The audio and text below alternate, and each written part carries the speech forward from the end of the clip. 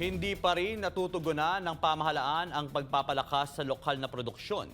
Ito ang binigyan diin ng ilang grupo ng magsasaka matapos ang panibagong datos na inilabas ng United States Department of Agriculture na halos 5 milyong metriko tonelada raw ang aangkatin na bigas ng Pilipinas para sa susunod na taon.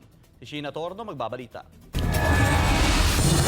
Nakapagtataka na sa kabila ng malawak at mayamang lupain pang-agrikultura ng Pilipinas, ay itinuturi tayong top rice importer di lang sa Asia, kundi sa buong mundo. Taon-taon na lang ay isyu ang importasyon ng bigas ng pamahalaan. Kaya naman ang taong kung kailan magiging rice self-sufficient, tila nananatili pa rin isang tanong magpahanggang ngayon. Sa ulat ng World Markets and Trade ng United States Department of Agriculture, aabot daw sa 4.7 million metric tons ang aangkating bigas ng bansa para sa taong ito. Mas mataas yan ng 2.2% mula sa naunang pagtataya na 4.6 million metric tons dahil sa mataas sa supply and demand sa Vietnam.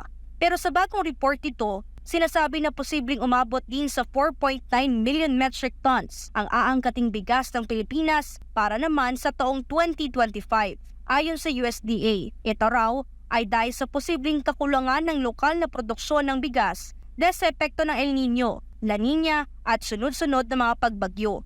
Sa pagtataya ng USDA, inaasang papalo lang sa 12.7 million metric tons ang lokal na produksyon ng bigas ngayong taon, habang aabot naman sa 12.4 million metric tons na bigas ang mawawala sa bansa sa susunod naman na taon dahil sa iba't ibang kadahilanan.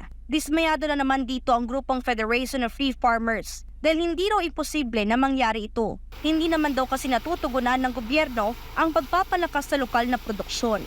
Kasi ang United States Department of Agriculture, hindi yan basta-basta nagpapalabas ng mga production estimates na wala silang kumbaga matibay na basihan. Dapat talaga seryosohin natin dahil nakakabahala po yung estimate ng USDA.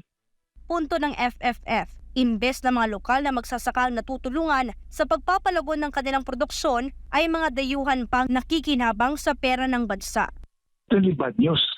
Kasi lalo pa ang pinag-uusapan dito ay yung ating pangunahing pagkain, staple food natin, bigas.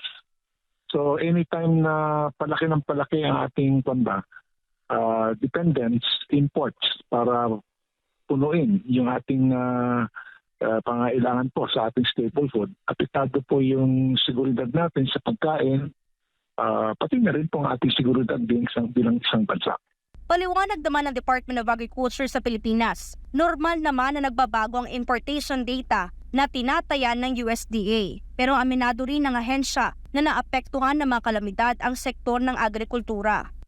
Actually, ang rice program ay mag-a-adjust din ng projection ng local production data. Anytime soon maglalabas sila, which could be lower than the actual which could be lower than sa mga previous projection dahil sa mga, of course, yung El Nino, yung mga sunod-sunod na bagyo, tapos may parating pa tayo ng bagyo at La Nina. So there could be changes. Ang maganda ron, kahit mayroong pagbaba sa production, at dahil ngayon nasa 3.51 na, almost 3.6 million metric tons yung ating importation as of the latest data. Ginawa lamang ang pag-aangkat ng bigas upang matugunan ang posibleng kakulangan sa supply na maaaring makaapekto sa presyuhan ng bigas sa merkado. Pero wala raw dapat ikabahala ngayon dahil sapat ang supply ng bigas sa Pilipinas.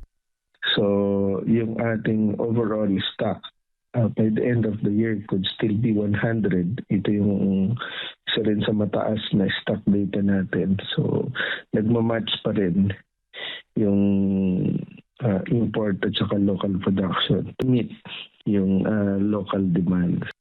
Yun nga lang, kahit milyong-milyong metriko tonelada na ng bigas ang pumasok sa bansa, hindi pa rin ramdam ang mababang presyo nito. Naglalaro pa rin kasi sa 42 pesos hanggang 60 pesos ang kada kilo ng presyo ng bigas lalo na dito sa Metro Manila. Para sa Diyos at sa Pilipinas kung mahal, ito si Sheena Torno, SMNI News.